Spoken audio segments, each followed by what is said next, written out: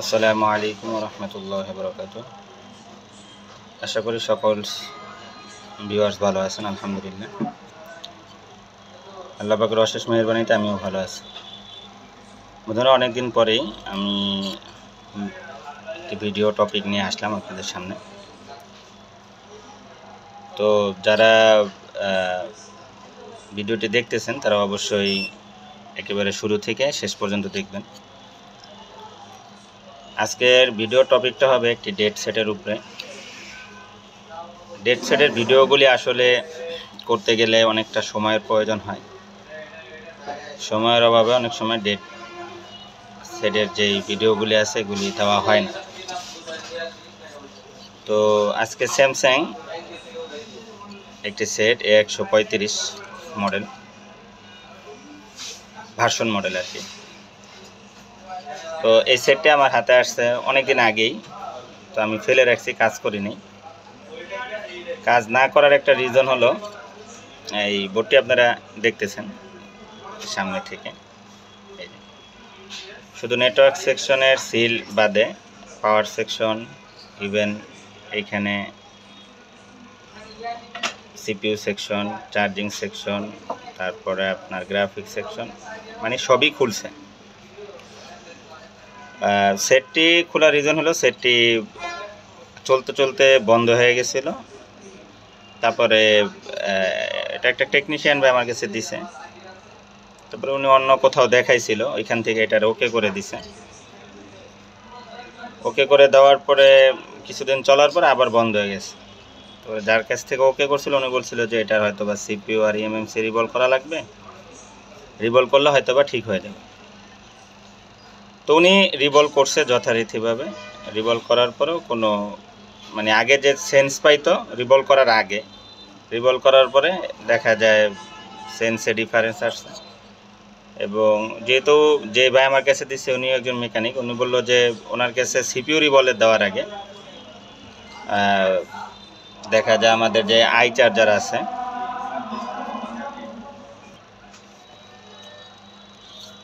তো পরবর্তীতে যখন উনি কাজ করে ওনার কাছে নাকি বলে দিচ্ছে, তারপরে মানে আই চার্জার যে বিষয়টা বলতে চাইছিলাম, তো আই চার্জারে এটা 2, 3, 4 পর্যন্ত এম্পিয়ার নিত, অটো না, ব্যাটারি লাগানোর পরেই নিত। তো রিভলভ করার পরে সেটা বন্ধ হয়ে গেছে। আমরা যারা সিপিইউর কাজ করি, মানে রিভলিংয়ের কাজটা আমরা যারা ভালো কাজ করি তারা জানি যে সিপিইউ অনেক সময় রিভলভ করার পরে আই চার্জার দিলে 2 এম্পিয়ার টানে বা একবারই 5 টেনে দাঁড়িয়ে থাকে। তো এই ধরনের সমস্যাটা আমরা যারা থিওরিক্যাল জানি বা প্র্যাকটিক্যাল যারা করতে করতে অভ্যস্ত তারা জানি যে 2 এম্পিয়ার ধরে দাঁড়ায় থাকলে বা 5 ধরে দাঁড়ায় থাকলে বা কোনো এম্পিয়ার যদি না নেয়, তো আমরা দুইটা বিষয়ের দিকে লক্ষ্য করি।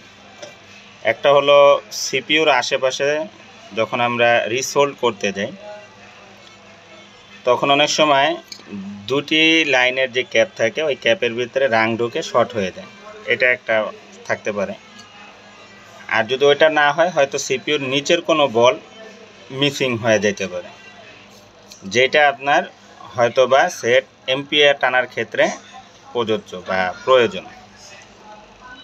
সেটটি তখনই এম্পিয়ার টানে যখন ইনিশিয়ালভাবে এটার হার্ডওয়ার্কটা ওয়ার্ক করে। সেট রান হওয়া একটা বিষয়, আর হার্ডওয়ার্কটা ওয়ার্ক করা আর একটা বিষয়। এটা আমাদের বুঝতে হবে। সেট রান মানে আমার ডিসপ্লেতে লোগো আসবে, আর হার্ডওয়ার্ক ওয়ার্ক করা মানে হার্ডওয়্যারের মানে একটা সেট চালু হতে যে যে ভোল্টেজ দরকার আমাদের সেই রিকোয়ারমেন্টগুলি ওকে হয়, এরপরে চালু হবে কিনা তার পরের স্টেপ, কিন্তু আপনার হার্ডওয়্যার আগে ওকে হইতে হবে।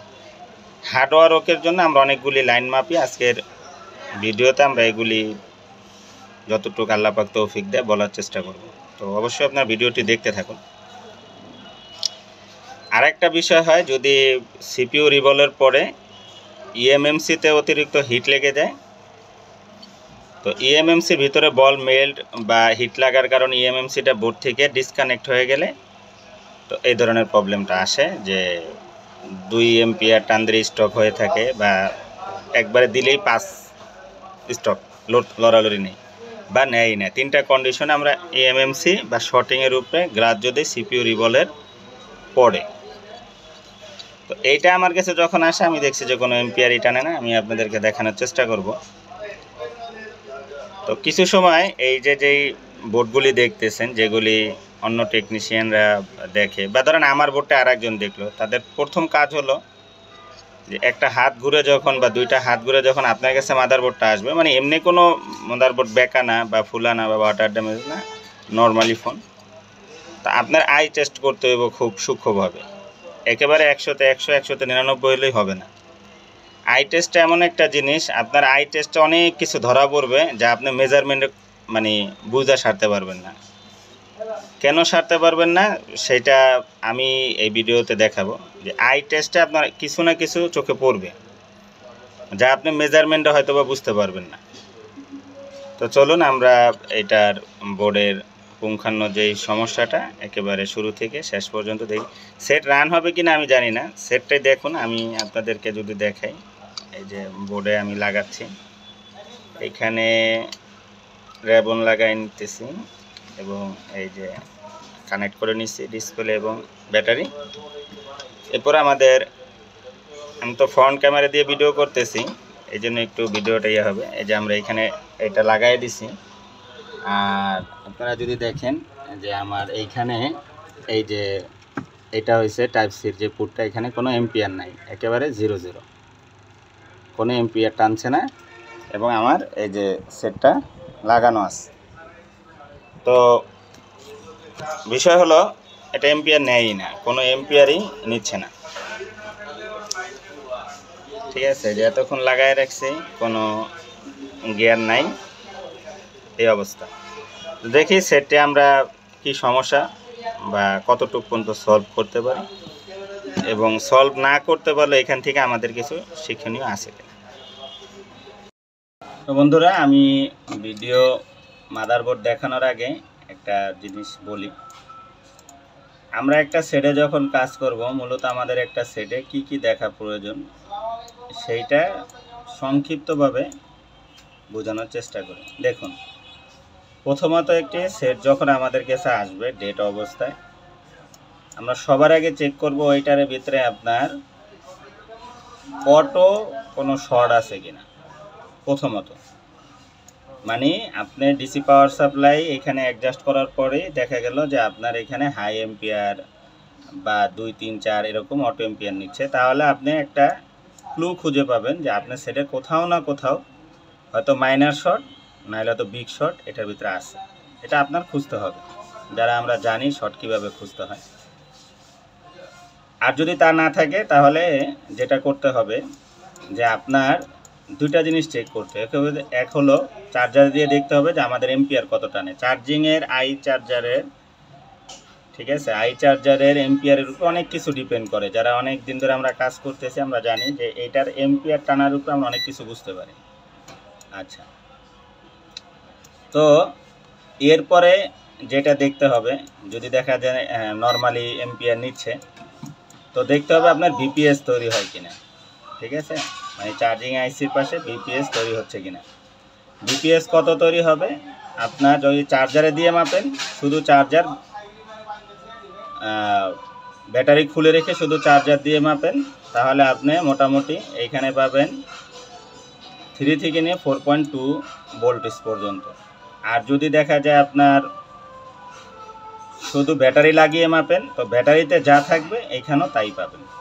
মানে ব্যাটারি ভোল্টেজ, ব্যাটারি লাগানোর পরে চার্জার খুলে ফেলে শুধু ব্যাটারি ইন করে যা আছে তাই পাবেন। এই হচ্ছে 2টা বিষয়। তো ভিপিএস যদি আপনারা পেয়ে যান, আর যদি দেখেন যে আপনার পাওয়ার সুইচ ট্রিগার করতেছে, মূল বিষয় হলো আপনি যদি ডিসি পাওয়ার সাপ্লাই লাগানোর পরে পাওয়ার সুইচ ট্রিগার করে, তাতে অনেকটাই বোঝা যায় 98% যে আপনার ভিপিএস কাজ করতেছে। কারণ ভিপিএস কাজ না করলে আপনার পাওয়ার আইসি অ্যাক্টিভ হবে না, আর পাওয়ার আইসি অ্যাক্টিভ না হলে কখনোই পাওয়ার বাটন আপনার ট্রিগার নেবে না। আচ্ছা, এরপরে ভিপিএস যদি দেখে যে আমাদের ওকে আছে, এরপরে আমাদের মাপতে হবে এই যে পাওয়ার আইসি, পাওয়ার আইসির পাশে অনেকেই দেখবেন যে এখানে কিছু বড় বড় কয়েল দেওয়া থাকে। অনেক ভিডিওতে দেখবেন যে বলে থাকে যে এটার যদি আপনার এই বড় বড় কয়েলগুলিতে কিছু ভোল্টেজ তৈরি হয়, যেগুলি বলা হয় বাক ভোল্টেজ। বাক ভোল্টেজের ভিতরে আবার দুইটা আলাদা ভোল্টেজ হয়, যেটাকে বলা হয় হাই এলডিও এবং লো এলডিও ভোল্টেজ, যা তৈরি হয় এই সিরিয়ালে যে কয়েলগুলি বসানো থাকে তার ঠিক দুই প্রান্তে দোনোটা কয়েল হয়। একটা ভোল্টেজ থাকবে আমার 1.03, আর একটা থাকবে 205 সামথিং, ঠিক আছে, 205 বা 2 এরকম থাকবে হাই এলডিও, আর লো এলডিও থাকবে 1.03 বা 1.05 এই টাইপের। আর বাকিগুলি তো 07, 08, 1 এরকম টাইপের পাবেন। কয়েলের মানে সেটের স্পেন্সিপের উপরে ডিপেন্ড করবে এখানে বাক কয়েল কতটি লাগানো হবে। দেখেন সেট যত পারফরমেন্স হাই পারফরমেন্সের হবে, বাক কয়েলের সংখ্যা পাওয়ার আইসির পাশে ততগুলি বাড়তে থাকে। ইভেন যখন আরও হাই পারফরমেন্স ফোনগুলি হয়, ওগুলিতে দেখা যায় 2টা পাওয়ার আইসি, 3টা পাওয়ার আইসি, বাক সেকশন আরও আলাদা, ঠিক আছে। এরকম বাক সেকশন কিছু কিছু সেটা দেখা যায় বাক সেকশন 7-8টাও লাগানো থাকে, কারণ সিপিইউর জন্য অনেক হাই এম্পিয়ার দরকার হয়। বাক সেকশন আমাদের তৈরি করে এম্পিয়ার, এটা আমাদের বুঝতে হবে। তো যেহেতু এটা একটা ডেট সেট, এটার অনেক বিস্তারিত আলোচনা থাকতে পারে, তো যতটুকু বললে আমরা এটার কাজটা সম্পর্কে আজকে বুঝতে পারবো এবং কাজটা হয় কিনা দেখতে পারবো, আমরা সেই টপিক নিয়ে কথা বলবো। তো চলুন আমরা আগে দেখবো যে আমাদের ভিপিএস তৈরি হয়েছিল কিনা এবং আমাদের বাক কয়েল তৈরি হয়েছে কিনা। তো তার আগে যেটা আমাদের করতে হবে এই জন্য যে আমাদের ক্যামেরায় যেতে হবে। আচ্ছা, এই আমাদের ক্যামেরা, তো লাইটটা বাড়িয়ে দিতে হবে।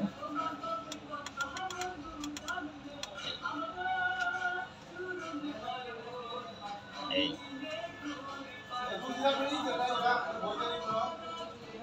তো এটা তো আমাদের যেটা প্রথমত করতে হবে, আমরা এখানে যেহেতু ডাইরেক্ট আমরা ভোল্টেজ মাপি, সবার আগে জিআর নেওয়া উচিত। তো ভোল্টেজ যদি ঠিক থাকে তো জিআর ওকে আছে, এতটুকু বোঝা যায়, কারণ জিআর মাইপে আবার ভোল্টেজ মাপতে গেলে একটা সময়ের প্রয়োজন পড়ে যায়। তো আমরা এখানে দেখতেছেন যে ব্যাটারিটা খোলা আছে, ঠিক আছে। ব্যাটারিটা খোলা অবস্থা, বোর্ডটাকে আমরা এখান থেকে এইভাবে করে এটার বিপিএস যে কয়েলটা আছে এটা বের করে নিচ্ছি। তো ফার্স্ট টাইম কি করব, আমরা এটাকে চার্জারে লাগিয়ে দিব। চার্জারে লাগানোর পরে আমরা দেখব যে এইখানে আমাদের বিপিএস তৈরি হয় কিনা। তো এই যে চার্জার আমি ইন করতেছি, দেখতেছেন এই যে ইন করে দিচ্ছি, চার্জার ইন করলাম। এখন যদি আমি আপনাদেরকে দেখাই যে এটার ভোল্টেজ হালত কি আছে, তো বুঝতে পারবেন এখানে ভোল্টেজ 3.67 পর্যন্ত ধরা যায়, ভোল্টেজ ওকে আছে। তো এখানে আরেকটা জিনিস আমি একটু দেখি, যেহেতু এটার ভিতরে কোনো এম্পিয়ার টানতে ছিল না, তো এই জন্য আরেকটা জিনিস একটু দেখার আছে, সেটা হলো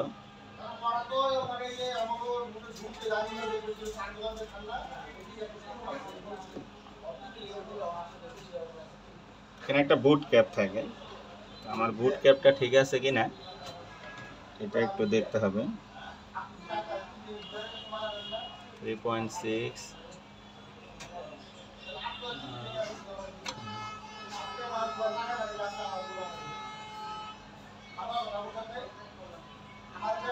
দেখুন এখানে 8 আছে, এখানে 3.6 আছে। বুট ক্যাপের সিস্টেমটা হলো আপনার এটার এক পাশে যা পাবেন তার দ্বিতীয়তে তার ডবল পাবেন। এই বুট ক্যাপ যে এম্পিয়ার টানতেছে না, এটা বোঝার জন্য বুট ক্যাপের মেজারমেন্টটা জরুরি। আচ্ছা, বুট ক্যাপ যেহেতু আমাদের ওকে আছে, তো আমরা এদিকে আর যাব না। এখন আমরা যে বিষয়টা দেখব সেটা হলো আমাদের মিটারের, সেটাকে এইখানে লাগাই আর মিটারে একটা জিনিস দেখার চেষ্টা করব, সেটা হলো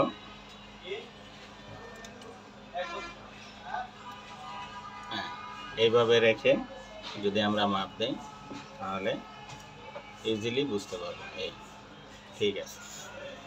এইখানে এখন আমরা যে বিষয়টা দেখব সেটা হলো আমাদের বাক যে ভোল্টেজগুলি আছে এগুলি ঠিকঠাক মতন হচ্ছে কিনা। তো চলুন প্রথমে আমরা এটাই দেখি। দেখুন এখানে 1.3 ভোল্টেজ হচ্ছে, তার মানে এটা লো এলডিও। 1.03 বা 1.3 এই ধরনের যেটা আসে এটা থাকে আমাদের লো এলডিও। এরপরে বাক কয়েলের যে ভোল্টেজ দেখতেছি 0.7, আমি বলছিলাম যে 0.78 এরকম থাকে। দেখুন এই এম্পিয়ারটা কিন্তু এরকম থাকে তা না, মানে এই ভোল্টেজটা এরকম থাকে তা না। এগুলো যেহেতু এম্পিয়ার, আর আমাদের তো মিটার এম্পিয়ার মাপা যায় না, আমরা ভোল্টেজ মাপতে পারি।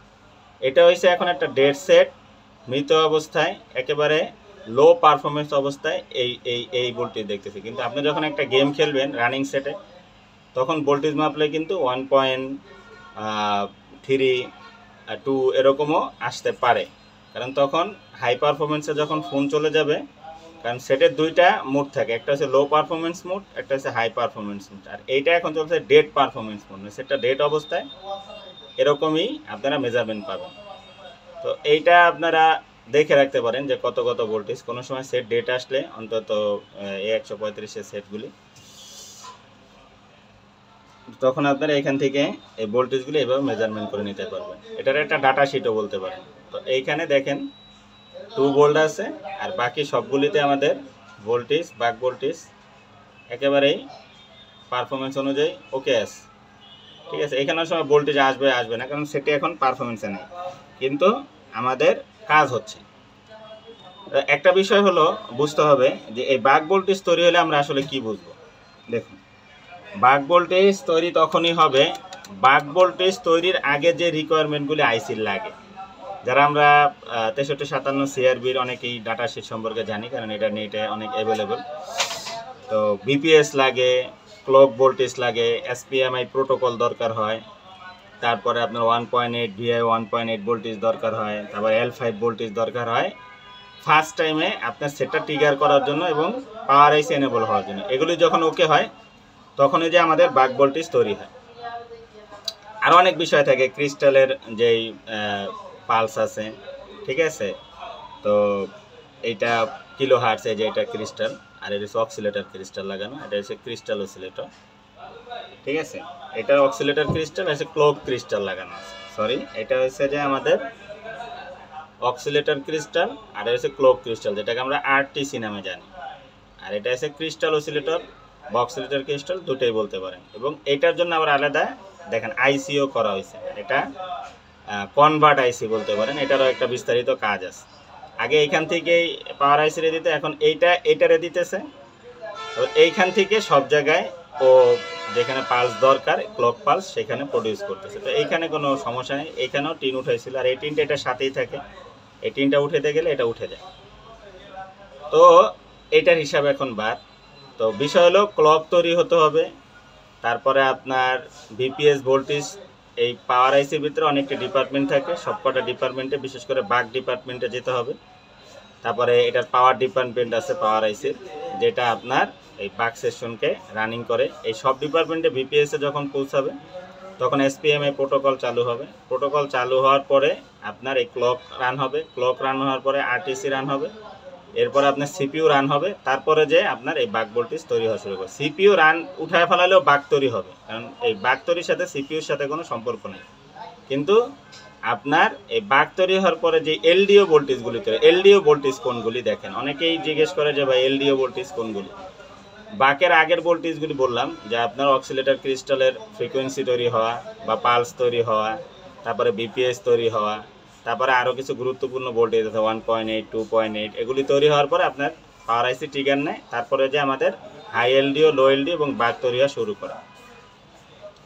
তো বাক তৈরি হলে আমরা এটা বুঝবো যে এটার আগের যে বিপিএস, তারপরে এই ক্লক পালস যেগুলি দরকার, এগুলি আমাদের তৈরি হয়েছে। এখন বাক তৈরি হওয়ার পরে সেট রান না হয়, তাহলে আপনি দুইটা জায়গায় মেজারমেন্ট করতে পারেন। দেখেন, বাক তৈরি হলে আরও একটা জিনিস বোঝার আছে, যে আপনার এলডিও যে ভোল্টেজ আছে, এলডিও ভোল্টেজ কোনগুলি, বাক তৈরি হওয়ার পর আমাদের এলডিও সার্কিট রান হয়। এই জন্য রান হয় যেগুলি দ্বারা আমাদের ওয়াইফাই সেকশন, তারপরে হয়েছে যে আপনার network section, graphics section, light section, অনেক সেকশনে দেখবেন 1.8, 2.8, 1.5, 1.2, 0.8 এরকম অনেক এনেবল ভোল্টেজ যায়। ওইটা মূলত তৈরি হয় এলডিও ভোল্টেজ থেকে। এলডিও ভোল্টেজ থেকে মূলত ওই এলডিও সেকশন থেকে মূলত এইসব ভোল্টেজগুলি যায় বাক তৈরি হওয়ার পরে। তো ওই ধরনের ভোল্টেজে যদি কোনো প্রকার শর্ট আসে তাহলে আপনার বাক ফ্ল্যাকচুয়েট করবে। এবং কি অনেক সময় কিছু কিছু এলডিও ভোল্টেজ আছে যেটি শর্ট হলে বাক তৈরি করবে না, এবং কি হাই এলডিও লো এলডিও তৈরি হবে না। তো যেহেতু আমাদের হাই এলডিও লো এলডিও এবং বাক তৈরি হয়েছে, তো এইখানে শর্ট খোঁজার কোনো মানি নেই। ঠিক আছে, হাই এলডিও লো এলডিও যেহেতু তৈরি হয়েছে তাহলে শর্ট খোঁজার কোনো মানি নেই 98%, কারণ শর্ট থাকলে অবশ্যই আপনার বাকে কোনো না কোনো প্রবলেম আসবে। আর বিপিএস শর্ট হলে তো কোনো কথাই নেই, আপনি সেট কোনো রান মোডেই যাবে না, ডাইরেক্ট শর্ট আসবে। ঠিক আছে, ভোল্টেজই দেখাবে না কোনো। তো এই কারণে আমরা ধরে নিতে পারি এখানে কোনো শর্ট নেই। তারপর আমি সেটের শর্টগুলি মাপছি যে কোনো প্রবলেম আছে কিনা। অনেক সময় দেখা যায় আপনার 100-150 রিডিং ধরে আবার পড়ে যায়, এই ধরনের প্রবলেম। বা এটা হয়েছে যে আপনার দেখেন ফোন দুইভাবে রিস্টার্ট করে, আমাদের বুঝতে হবে একটি ফোন দুইভাবে রিস্টার্ট হয়। একটা হলো যে আপনার ওপেন রিস্টার্ট, যেটা আপনার ফার্স্ট লোগে এসে আবার বন্ধ হয়ে যাওয়া।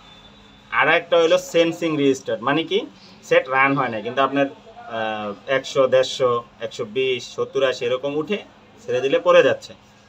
তো এইটাকে বলা হয় ডেড, মানে সেন্সিং রিস্টার্ট, যে উঠে পড়ে যাচ্ছে। তো এই ধরনের পড়ে যাওয়াকে আমরা শর্টিং হিসাবে মানি। আর লোগো আসার পরে যদি পড়ে যায়, ওইটা অনেক সময় সফটওয়্যার ফল্ট হয়, ব্যাটারি ফল্ট হয়, বিভিন্ন আদার্স ফল্ট হতে পারে, বা ওইটাও অনেক সময় শর্টিংয়ের কারণেও হতে পারে। কারণ ইলেকট্রনিক্স এমন একটা জিনিস, আপনি একটা কথার উপরে ভিত্তি করে কাজ করতে হবে না। এটা এক এক সময় তার চলার গতিবেগ বা ওর যে খাসিয়ত থাকে এটা পরিবর্তনশীল, পরিবর্তন হয়ে যায়। এই জন্য ইলেকট্রনিক্সে একটা মেথড নিয়ে কাজ করা যায় না, একই জিনিস বিভিন্ন জায়গা থেকে প্রবলেম করে। তো সহজে আমি বোঝানোর জন্য কাজটি আরেকটা জিনিস দেখি, ভিডিও অনেক লম্বা হয়ে যায়। তো দেখেন, এরপরে আমাদের যেহেতু বাক তৈরি হয়েছে, যেটা আমি করি বাক তৈরি হয়ে যাওয়ার পরে তারপর যদি সেট রান না হয়, তো আপনার আরেকটা জিনিস এখানে মেজারমেন্ট করতে হবে। সেটা হলো আমরা যারা রেগুলারলি কাজ করি, এখন আমরা হরহামেশাই সিনিয়রদের অনেক ভিডিও দেখি, তো দেখবেন যে ওইখানের ভিতরে অনেকেই বলে এইভাবে যে আমাদের এই বাক এবং এলডিও তৈরির পরে আমাদের পাওয়ার আইসি থেকে সিপিইউর একটা সিগন্যাল পাঠানো হয়, যেটাকে বলা হয় রিসেট বি। তো রিসেট বি নামে আপনারা এখানে দেখতে পাচ্ছেন যে আমি একটা অপশনও দিয়ে রাখছি।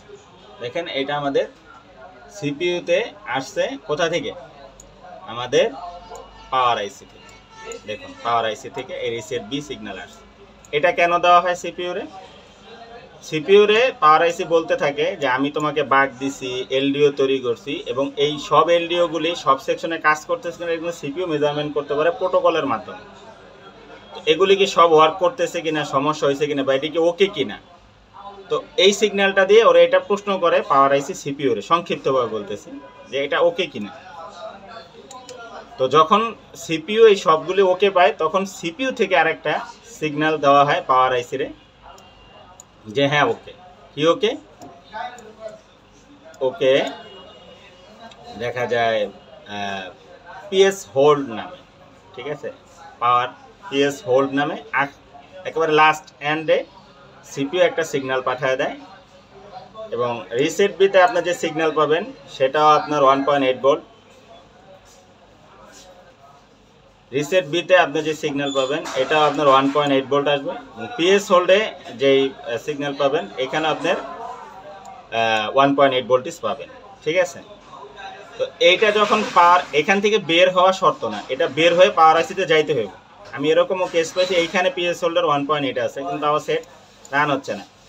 তো এইটা পাওয়ার আইসি যেখানে যায় ওইখানে যখন মেজারমেন্ট করছি ওইখানে কোনো ভ্যালু নেই। পাওয়ার আইসি উঠে যখন মাপ দিছি পাওয়ার আইসি ওই পিনে কোনো ভ্যালু নেই। পরে জাম্পার করে দেওয়ার পরে আমাদের কাজ ওকে হয়ে গেছে, এরকম আমি পাইছি, এই জন্য বললাম। তো এটা মেজারমেন্ট করতে হবে ঠিকঠাক মতো। তো এখন দেখেন, তো আপনার সহজ যে উপায়, আমরা যেহেতু বাক ভোল্টেজ পেয়ে গেছি, আমরা সহজে দুটা জিনিস মাপ দিব। সেটা হলো রিসেট বির ভোল্টেজ আসে কিনা এবং পিএস হোল্ড এটার ভোল্টেজ আসে কিনা। ঠিক আছে, তারপরে আমরা এটা পরের স্টেপে যাব। তো চলুন আমরা এটা দেখতেছি। এটা হচ্ছে সিপিইউর, এই যে দেখুন সিপিইউর এইখানে 3টা পার্টস আছে আর এইখানে 3টা পার্টস এর মাঝ বরাবর আছে। অনেক সময় এটা হিডেন থাকে, অনেক সময় এটা ওপেন থাকে, মানে যেই অপশনটা আমরা দেখতেছি টিভি পয়েন্টগুলি দেখতেছি এখানে এটা থাকে।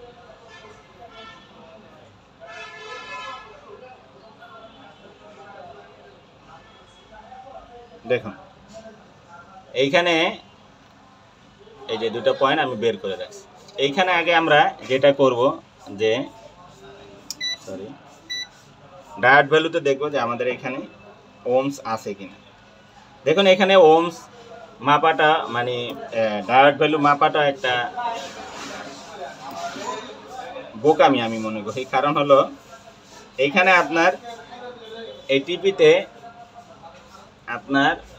এইটিপিতে পাওয়ার আইসিরও ভ্যালু আসবে এবং সিপিইউরও ভ্যালু আসবে।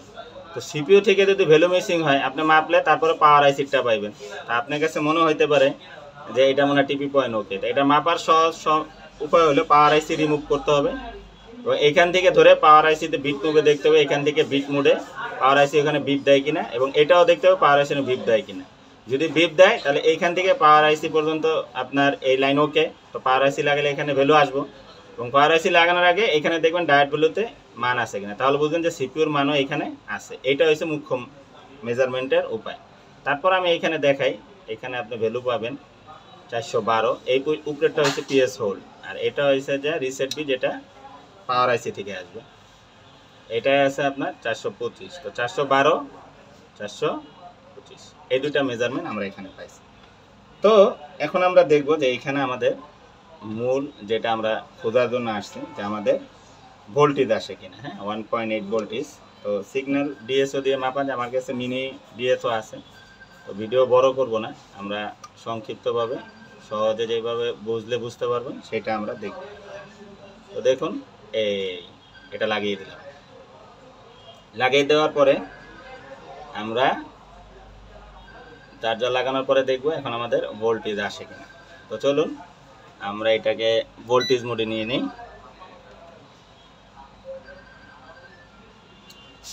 দেখুন ভিডিওতে কোনো কাটশিট করতেছি না আমি, কারণ কাটশিট ভিডিও আমি কখনোই দেই না। কারণ কাটশিট ভিডিও যদি দেওয়ার হয় প্রতিদিন না হলে মনে হয় 10টা ভিডিও আমি বানাইতে পারি। তো ভিডিও বানানোর মতন সময় নেই আর কাটশিট তো আরও প্রয়োজন মনে করি না। তো এইখানে মিটারটা দেখা যাইতেছে না, আমি এই যে মিটারটা দেখুন আমি ডিসিতে নিয়ে নিছি। এইখানে মাপার পরে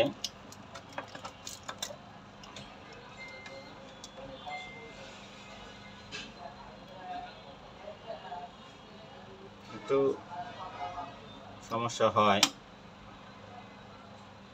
এই যে এই পয়েন্ট দুইটা এখানে দিয়ে দিলাম। তো দেখুন এইখানে আমি মাপতেছি, এটা হচ্ছে রিসেট বি। রিসেট বিতেও কোনো আমাদের ভোল্টেজ নাই, আগে তো ভ্যালু ছিল, ডায়োড ভ্যালু ছিল। পিএস রিসেট বি যদি না আসে পিএস হোল্ড আসার কোনো মানি হয় না। তারপরেও দেখাই যে এখানে 0 0।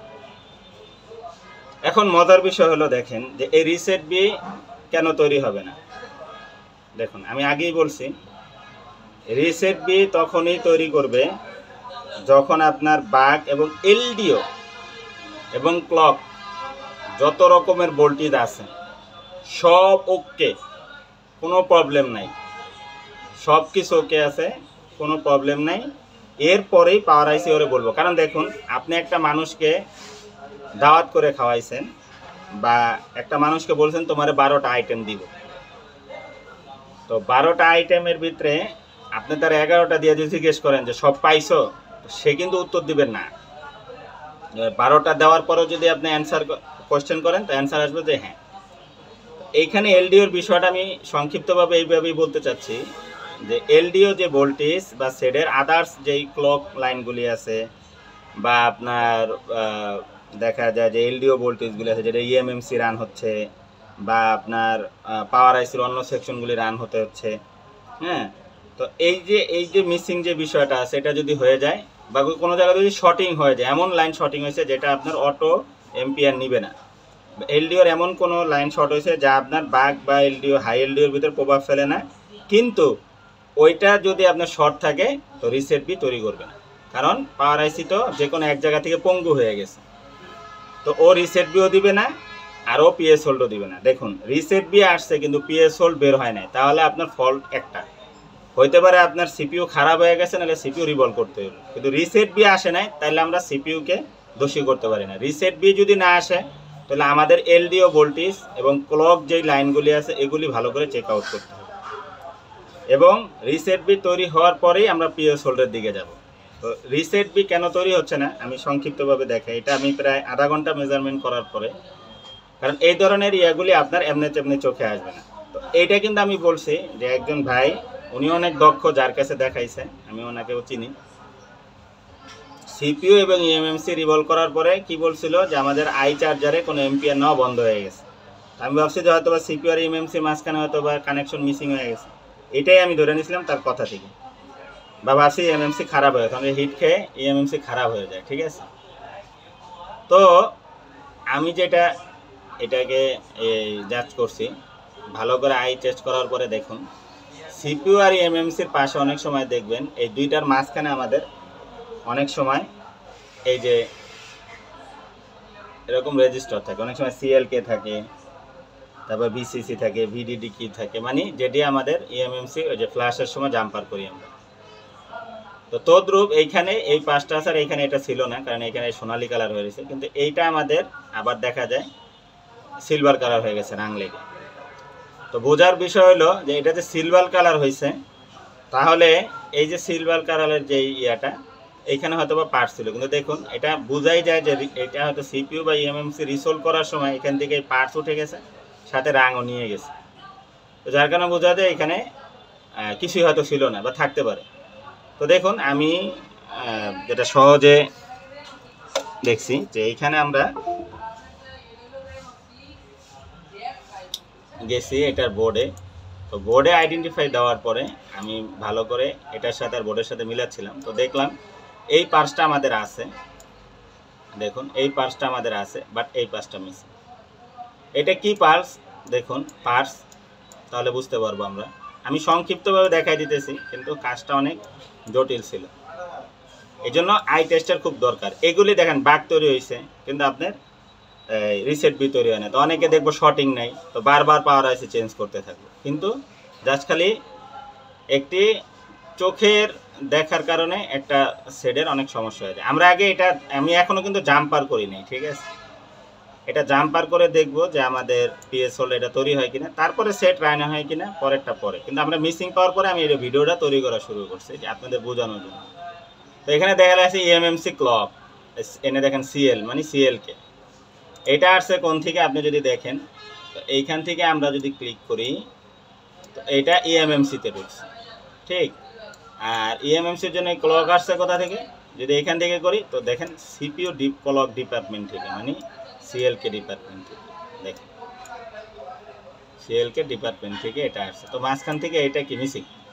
এখন এটা কত ওহমসের ছিল, যেহেতু এটার স্কিমেটিক হয় না, তো বেশিরভাগই এগুলি 1K বা 0 ওহমসের হয়ে থাকে। সিএলকে দেখবেন যে আপনার অনেক সময় 0 ওহমসের হয়ে থাকে, আর এইটা দেখেন দেওয়াই আছে সিএলকে, আর সিএলকে কিন্তু হয় আপনার 0 ওহমসের হয়, এটা শর্ট করা যায়, ঠিক আছে। সিএলকে মানে হচ্ছে ক্লক লাইন।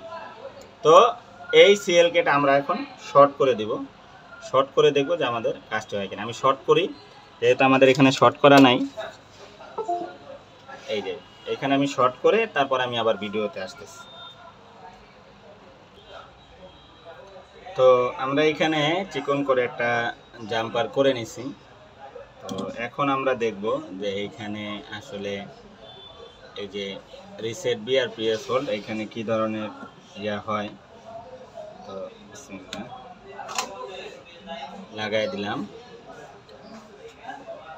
আমরা আগে দেখে নিই বিপিএসটা তৈরি হইতেছে কিনা। বিপিএস ঠিক আছে, আর এইখানে আগে রিসেট বি দেখি। আলহামদুলিল্লাহ, এই যে দেখুন আমাদের রিসেট বির 1.8 এখানে আমরা দেখতে পাচ্ছি। এখন আমাদের পিএস হোল্ড তৈরি হয় কিনা দেখুন, মাশাআল্লাহ আমাদের এইখানেও আপনার এই পিএস হোল্ড 1.8 তৈরি হচ্ছে। ঠিক আছে, তো এখন আই চার্জারে কোনো এম্পিয়ার নিচ্ছে না, কারণ আমি ব্যাটারি লাগাইনি আমি আপনাদেরকে। তো এখন আমরা এটা দেখি এটা লাগায় আমাদের কোনো ইয়া হয় কিনা, এম্পিয়ার নিচ্ছে। এটা ফালানো অনেক দিন ধরে, চালু হয় কিনা। এই যে দেখুন, আলহামদুলিল্লাহ আমাদের এই যে দেখুন সেটটি চার্জিং শো করছে, তার মানে আমাদের সেটটিও রান হয়ে গেছে, দেখছেন। তো একেবারে সামান্য একটা জিনিসের কারণে পুরো সেটেই এই যে রিভলভ করছে, অনেক কষ্ট করছে, বলছে যে 2 দিন রেখে রিভলভ টিভল অনেক কিছু করছে, সেটা রান হয় না। তা আমার একটা কথা হলো যে আপনি সিপিইউ রিভলে এত পারদর্শী, এত বুঝেন, তো একটা শেডের মধ্যে একটা লাইন মিসিং হয়ে গেছে, আপনি নজরে এটা আসলো না, বা আপনি যদি জানাই না থাকে তো এটা নজরে আসার কোনো কথাই না। তো হাজারো সিপিইউ রিভলভ করে কোনো ফায়দা হবে না যদি আপনার লাইন সম্পর্কে ধারণা না থাকে। দেখুন সিএলকে ওইটা মেজারমেন্ট করলে কিন্তু আমি সাথে সাথেই বুঝতে পারতাম যে, বা আগে যদি দেখতাম যে এটা আপনার সিএলকে থেকে প্রবলেম করতেছে, কিন্তু আমি আগে দেখেন এটা কি করছি, বিপিএস চেক করছি, বাক হয় কিনা এটা দেখছি, তারপরে ওই পয়েন্টটা বের করছি, পয়েন্টটা বের করার পরে ওই যে পিএস আর রিসেট বি করার পরে দেখছি যে ওইখানে আপনার ইয়া হয় কিনা, এই পিএস হোল্ড রিসেট বি 1.8 আসে কিনা। যখন না আসে তখন আবার একটু ভালো করে মেজারমেন্ট শর্টিং চেক করলাম, শর্টিং চেক করা দেখে যে আমাদের মাথা গরম শর্টিং নেই, ঠিক আছে। তখন যে দেখলাম যে আমাদের এই সিএলকেটা মিসিং হয়ে গেছে। দেখেন একটা সিএলকে মিসিংয়ের কারণে আমাদের কি হতে পারে, তাহলে বোঝা গেল যে সিএলকে যদি মিসিং থাকে তাহলে অবশ্যই আপনার পিএস হোল্ড আর রিসেট বি তৈরি হয় না। এটা হচ্ছে স্যামসাংয়ের চিপ দিয়ে তৈরি করা, ঠিক আছে, এক্সাইনোস দিয়ে তৈরি করা।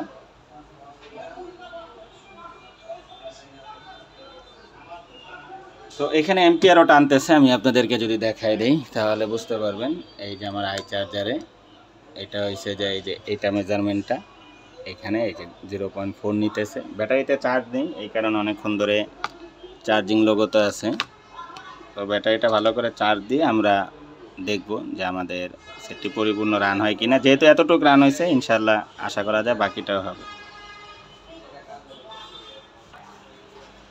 তো দেখুন ফোনটি আমাদের চালু হয়েছে, এইখানে হয়তো বা আগে যে কাজ করছে এটা সফটওয়্যার প্রবলেম দেখাচ্ছে। তো এটা সফটওয়্যার দিয়ে আমরা ঠিক করব, ওইটা ভিডিওতে দেখানো দরকার নেই। তো সেটটি রান হয়েছে, এটা আমি পরিপূর্ণভাবে দেখাইলাম। যে এইটা হয়েছে যে আমরা যদি বুঝতে পারি যে একটা কাজ আসলে কিভাবে করতে হবে এবং কিভাবে করলে কাজ হবে, তাহলে আমাদের জন্য কাজটি সহজ। তো আজকে এই পর্যন্তই। সকলে আমার জন্য দোয়া করবেন এবং আরজিবির সাথেই থাকবেন। আগামী দিন নতুন কোনো ভিডিও নিয়ে কথা হবে। সে পর্যন্ত সকলেই ভালো থাকবেন, সুস্থ থাকবেন। আল্লাহ হাফেজ।